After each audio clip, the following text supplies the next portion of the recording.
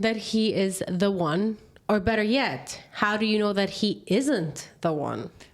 How to spot all those red flags that you don't spot on time. Everybody else usually spots them for you, but you're too hard-headed to admit that they're right.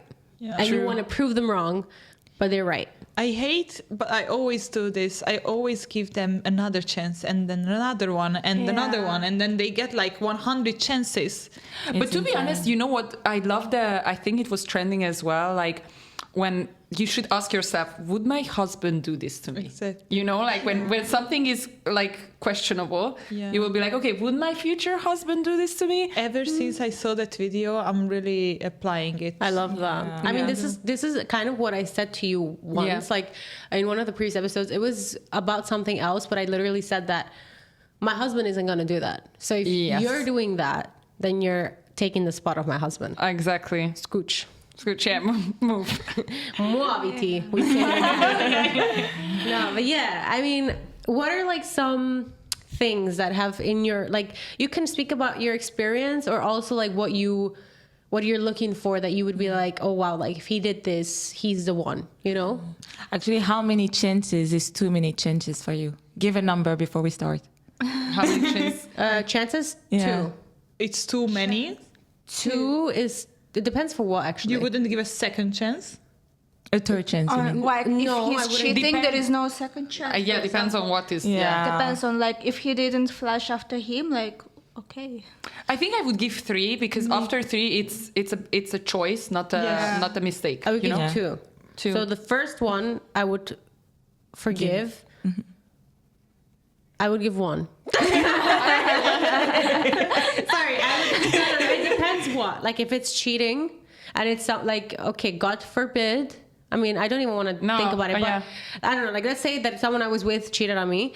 I would, if I was with them for a very long time and we had kids and stuff, I would probably, and it depends what kind of cheating. Was it a one-time stupid mistake or was it emotional attachment? If it was a one-time stupid mistake, I could probably move past it one time. But if you do it again, then that's it. It's a choice. Yeah, of course. It's a choice, yeah. So basically we are talking about repeating the same mistake, right? Yeah. But what if someone is, I don't know. Just do different mistakes, but it's just too many mistakes. Exactly. Yeah, I don't know. I think With that one, you can give more because you can never know if it's maybe you still don't know how to communicate or maybe he doesn't know how to I mean, end. after 5, you still don't know how to communicate. No, due to yeah, of this, course. Like, yeah. That's why I would give like 3 or 4 chances, like just to see if it's actually about his personality or there was something else going on, you know? I think it really depends, but I like the max that like in a normal situation I would give 2, but I would not give a third. I think that's the healthy one. Like The third, it's like, nah, what do you take me for? Like, do I have stupid written on my forehead? Yeah, I guess it really depends on what he's doing and how he's doing it, because there are things that you have to grow through together. Like there are mistakes that kind of have to happen so that you can communicate it and you can move past it. Yeah. But then, like cheating is more of that's again like a very weird situation, because what was the reason why he felt like he has to cheat, or why you felt like, you know, it's a lot of different kind of scenarios. So in a way, I think if whatever is the mistake, as you said, once you can sit down, have a chat. The second time it was a choice. I'm sorry, like it was not a mistake. It was if it's the same mistake, then for sure, I wouldn't give a third one. Yeah, only 2.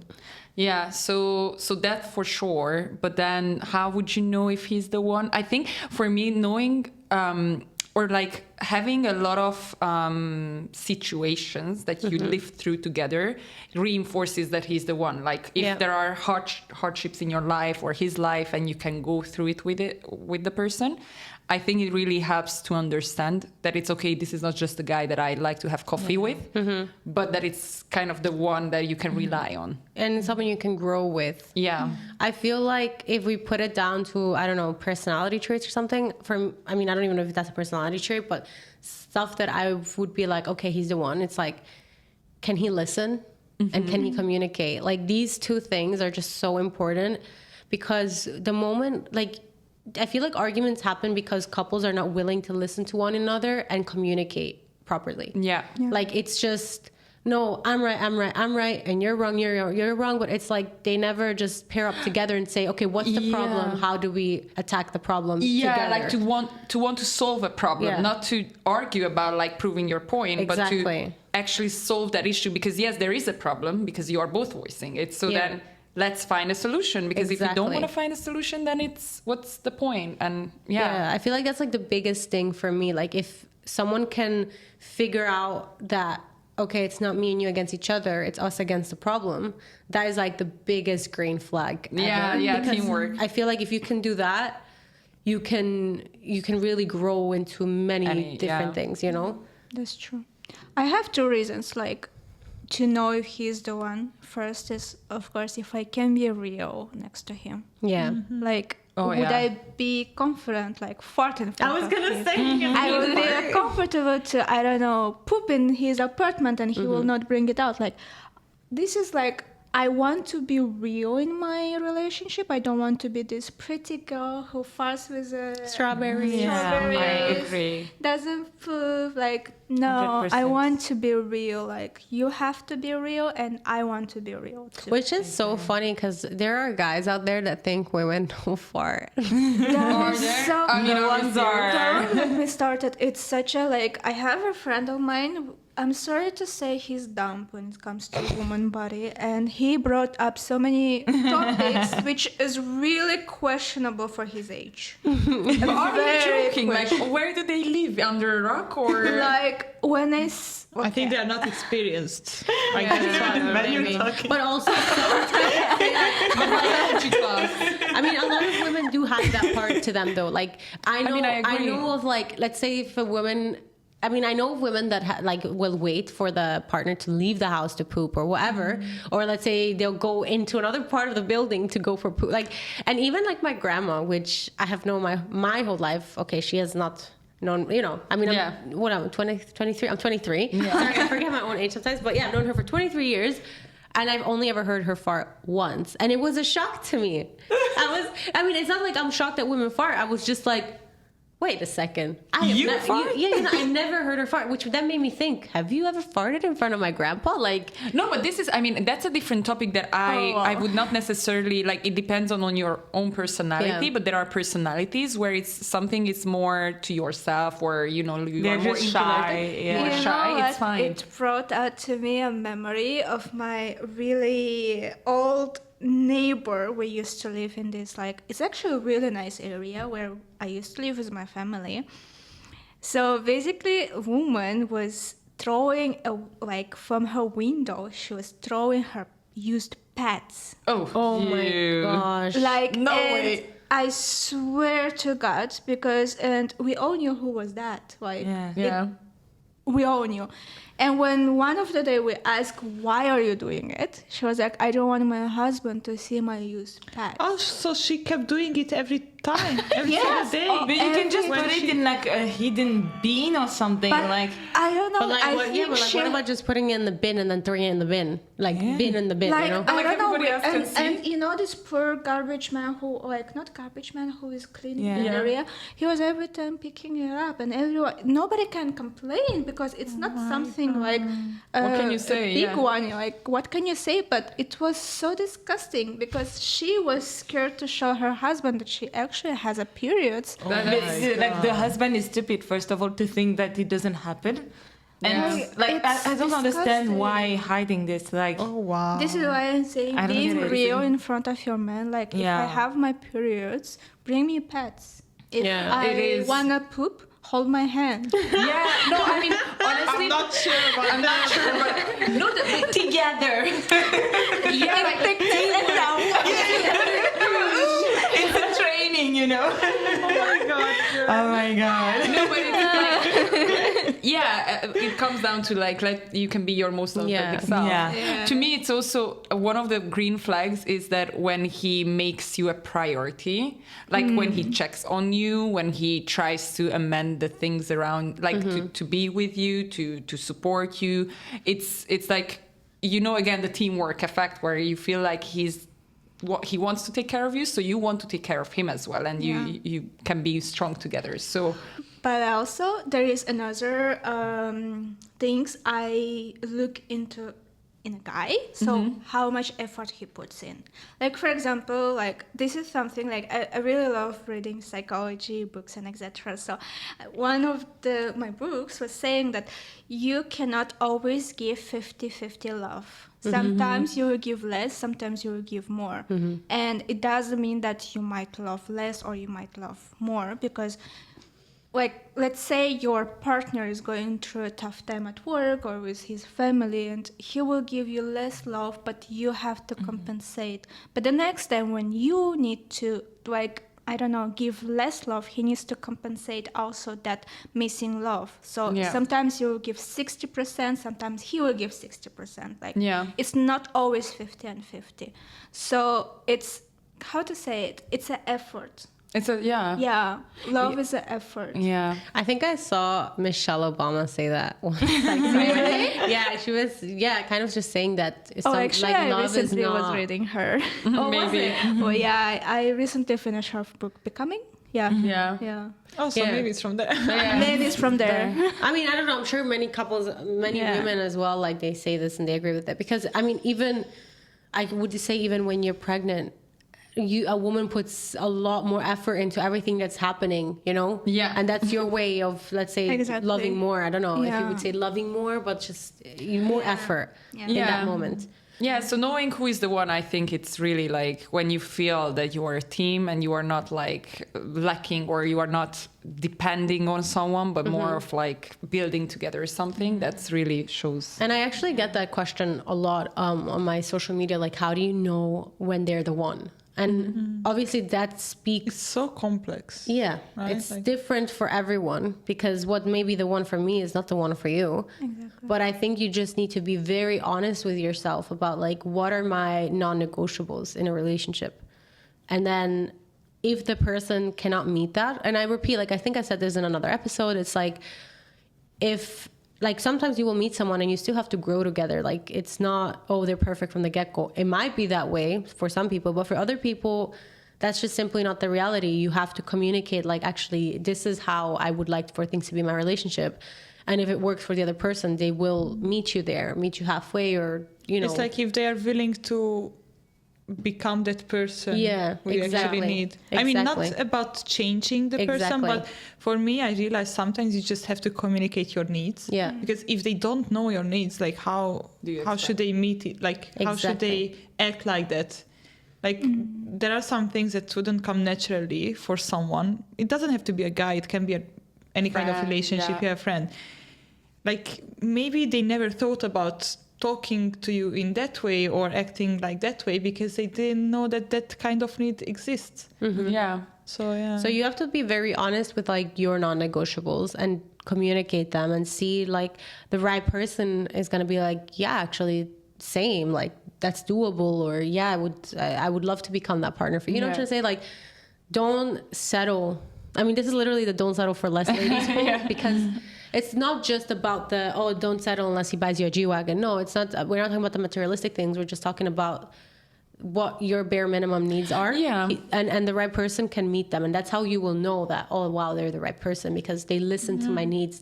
Exactly. Like to me, it should be, even though there are problems to solve and things to discuss, it should almost feel like effortless, like that he actually wants to be there or wants to change or wants to become that person. Because otherwise, like when it feels too pressured, you are trying to change someone who is fundamentally like... Yeah. And then, go ahead, Naira. Sorry, and then there is this question of like, because sometimes love comes in the way of reason, right? Yeah. So when you're like so in love with your partner that even though you acknowledge the fact that, okay, this is not working, this is not what we talked about, but you still give him the chance because you love him. So what is the process then behind it? Oh, like how do you decide to still because like there's so many women or men who will stay in the relationship because they love that person so much that they're just blinded by them, like, you know what I mean? But it's the love of my life because I love him, you know. But something that I actually wanted to mention is yeah, you might love someone and he might be like, I don't know how to explain, like it's not about only love and if you receive the love, it's also about how this person is making you feel like, because he might have all this, like he might have the personality that you want to have in a man, or like he might have all these kind of things that you need, but then like he can still make you feel bad in certain situations. I think it's kind of the same, like you have to look at the relationship overall, like how do you feel being in this relationship? Even though you feel like being in love, he can still make you feel like shit in different ways. And like you know? adding on to that, I guess I feel like when that happens, the question that the person should ask themselves is, but how much do I love myself? Yeah. And not in like a, I don't know, not in like a selfish way, but you know, you have to protect yourself. Like if you don't love yourself first, you cannot love anybody better, you know? So if you don't prioritize yourself and what the love that you need, how are you going to love them the way they're supposed to? And how are they going to know how they're supposed to love you? Yeah, it's also, you know, like that, that you Mm-hmm. accept the love that you give yourself. And I think, I mean, this was definitely true in my life before, where Mm-hmm. I was like, I didn't actually love myself enough. So I accepted very shitty Mm-hmm. situations to happen to me because I was like, okay, that's what that sounds fair. Like, this is who I am. And then when I realized that, no, actually, there is a lot more to myself. And that's how I realized that, okay, I might love the person. I'm not going to lie. Like I did love my ex, for example, because I spent years with him. And there is a lot of different kinds of love. Like you love your friends, you love people in your family that you maybe shouldn't. So there is love, but then there is also like, do you have to spend a lifetime together with just because you love them like you? And I'm not saying like the one, maybe yes, the one exists in the sense that he's perfect for you, but you will love other people in your life. And I'm not just talking about men, like friends. Like you have so much love. Everybody has so much love that you can find someone who is actually. I guess some people also are like just staying in the relationship because they'll be like, oh, I loved him at some point and it's not that bad.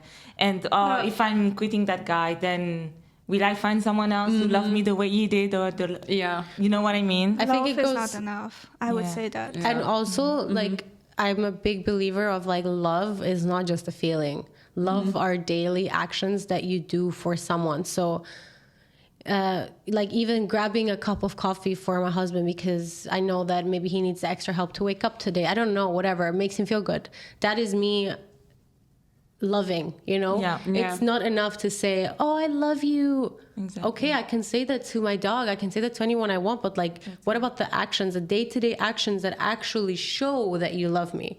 Yeah, and the actions speak louder than words, right? Yeah, exactly. And this is also, it goes hand in hand with how does it make you feel? Like, you know, it's a mixture of it all. How do you feel?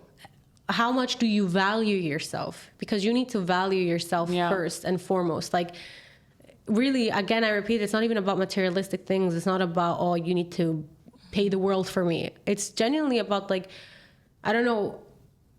For me, I feel like I was very blessed because my parents raised me on, like, such a pedestal that for me, the first thing that always comes to mind is my parents did not go through all of that and raise me for me to accept anything less from my partner. But, and this here comes about, not everybody is blessed that way. Like some people have parents that have given them up or have made them question their self-worth, or, you know, like not everybody has the same upbringing. So that's where you have to come in just as you are and say to yourself, okay, how much am I going to love myself? Because really, like I saw this somewhere that how much you love yourself is going to show your partner how much they need to love you. It's true. Like, like you have to be healthy before you go into a relationship. You cannot expect someone to give you the love that you don't give yourself. Like, just like if you're going through or whatever, you do have to figure that out before you can actually have a healthy relationship in a way, because otherwise you will keep going back into the circles of like pressuring someone else. I would say also it's really important to have right people in your life. Yeah. It's not only about the relationship. If as a woman, we tend to be blindsided by love, right? We will be like, you would see the biggest red flag in your life, you're dating, and your friends who truly love you, who truly respect you, and you know what kind of person you are, they would tell you like, oh, he's a red flag. Yeah, I love that. You should listen. Because there was a time when I was dating literally a red flag, and my friend helped me to open my eyes that don't settle for less. He is bare minimum. And he's below minimum. Even, yeah. So that's how I got out from so this toxic relationship. Like, they helped me to open my eyes that I am actually settling for a bare minimum while I deserve to be treated like a princess. Yeah, and you know, like when somebody doesn't treat you right, like it's better to be alone than with that person. I mean, I can have fun alone. I can go to the cinema alone. I don't need a plus one. Like you don't need a plus one. Like Miley Cyrus said, I can buy myself flowers. Sorry, someone I can hold my own hand. It is so true. I love the national anthem. Yeah. It should be. It is the truth, and actually you should first enjoy your own self alone as well, and then when you can have fun, then you can take on another person, I guess. I want to say that I like really agree with what Laura said about, you know, if you're going through something, you should try and work it out before you go into a relationship. For me, like actually, I would say that my partner helped me get through like my depression at the time. We were this is actually why I initially started as friends, because I was just going through things and I was like, okay, you know what? I could see how amazing of a person he was. And I was like, I don't want to drive you away. So let's be friends. And then when I feel like I'm strong enough, let's see if we can build onto that, because the last thing I want to do is lose you because I wasn't ready. You know? So it's definitely important to recognize that within yourself as well, because you want to be able to add to the person's life and not just take away. Yeah, like it's fine to accept, like it is actually, you have to accept help. Yeah. But you cannot expect someone to fix you. Exactly. Like you need to fix yourself. Exactly. You can take the help, but then go and try to, work for that. Exactly. I mean, this is kind of the how to be emotionally available, right? Like, I mean, it's part of it. So, like, I also realize that from the other point of view, I also want the person to be ready. Yeah. Because otherwise you're just running after someone and praying or like, I don't know. Yeah, everyone come to your life for a reason, and it doesn't mean that you have to stick with it. Like, don't take me wrong with that ex who was super toxic to me. I'm actually thankful because he helped me in my deepest period when I was in a really dark side.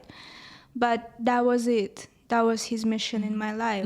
And after, I decided to move on. This is what I would suggest to do all people. And I feel like going back to staying in a relationship and stuff, like don't feel the need to stay. Like, I love that what you said, Anisa, is that some people come into your life for a reason, and some people they come for a reason and they go, and that means their mission is complete. And some people, they stay, and that's fine. Like I love this thought. This is like one of the thoughts I had when I was like living by myself in London, and I was making like silly decisions here and there, and it would make me feel so guilty, and like I'd be like, oh, like why did I do that, or why did I do that, and it would just make me feel really bad about myself.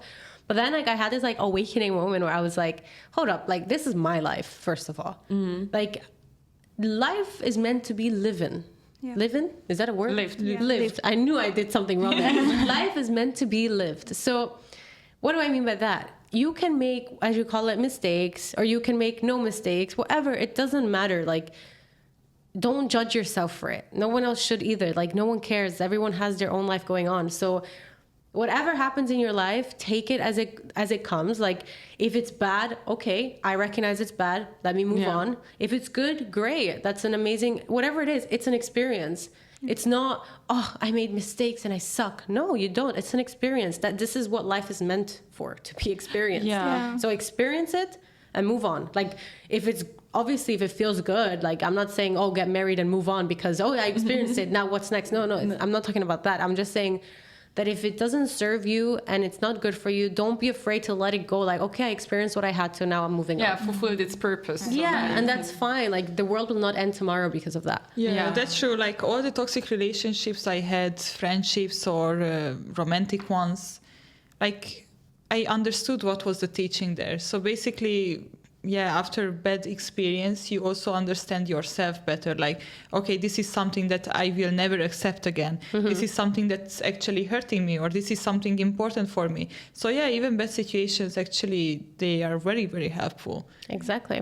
It is. So how do you know, actually, Naira, I'm just wondering, how do you think you'll know that he's the one? I think, we talked about it, but it comes to transparency. I would say because I don't open that easily, right? And especially with a man, it's harder. So I feel like he would be the one if I'm confident enough, and I feel like, okay, I can tell him. Comfortable, I can tell him anything, and it's fine, you know. And actually, it reminds me of to me, your partner should also be your best friend. Yeah. And it's so important because I know some women are like, no, it's my partner, it's my husband. It cannot really be your best friend. You cannot tell him everything. But me, I want a relationship where I can tell him absolutely everything. Like, it has to be very transparent from both sides. Yeah. You know what I mean? Yeah. I agree. Because, I don't know. It's just important. I just want to, he has to know everything I'm going through. I have to know everything he's going through. And it helps with the conversation. It helps with the communication, comprehension, whatever. It's, I don't know, it's just super important. Like, if you will share, to me, it's important because you will share a home with the person at some point, right? Exactly. And I want to go home and I want to relax and I want to be myself and I want the person, I want the Bonnie and Clyde, I can, you know? I can't really. I know that not everybody is the same. So. I know that some girls out there or men feel like, no, it's just your partner. He should not be your best friend. To me, he has to be the best friend, but also obviously you have again maybe multiple best friends in your life, and there are some friends that are better at other things. So I might not share everything because my partner probably will not care about my makeup issues. So I go to my other friend, but then again, he has to be there in terms of just. And it's feelings. not about just renting 24/7. Also, it's just you share the goods, you share the bads, you share the in betweens. Yeah, and it's just how it works. Yeah, I wouldn't like if I'm going through even a dispute, like you said. And then I just go home and eat my pasta angry and be like, and he will ask what happened. I'm like, nothing. But when something happened, actually, you know what I mean? Because I'm super emotional. I'm a super emotional being. Everything makes me emotional. So if I and by emotional, I don't just mean sad. I just get even every kind of emotion, all emotions included. So if I have an argument with someone and it really it can bother me, especially someone I care about, it will bother me immediately. But then yes, there are times where I know it will be fine. So I don't, let's say I have I don't have arguments with you, Valentina, but let's say I'd have an argument with you. I won't share it with my partner unless, I don't know, it's heavy you, or I don't know how to explain it, because if I'm going to be fine in 10 minutes, I don't need him to have an opinion on you. Yeah. You know? I agree. And vice versa, I wouldn't come to you to share something about my relationship because it might give you an opinion that's not necessary because anyways we'll be over it. I don't need to tell you that we argued about toilet paper. I agree. You know, it's fine. I agree. I think in the other episode we talked about that. There are things that you need to figure out with the person you have the argument with. Exactly. Doesn't have to be anybody else involved. But then again, you might have other problems with work, with career, with choices, with where what to do, what to wear. That part, I want him to be part of my happiness and flows. Yeah. No, I love that. I feel like this was actually, I love this episode. I feel like we should make one about how to know that he's not the one. We should, kind of the red flags of a serious relationship, But for sure, a little teaser, if we ever make that episode, how to know he's not the one is if he lies. Or she. Actually, this is for the girls. So if he's not the one, you know what I mean? Yeah, I mean, that's a choice, not a mistake at this point. Yeah, that is so true. But yeah, guys, I think that's all for today. We hope you learned something from us. And if you want, you can teach us something as well. As always, please leave your thoughts and comments below. Thank you guys for watching and listening to another episode. See you in the next one. Bye.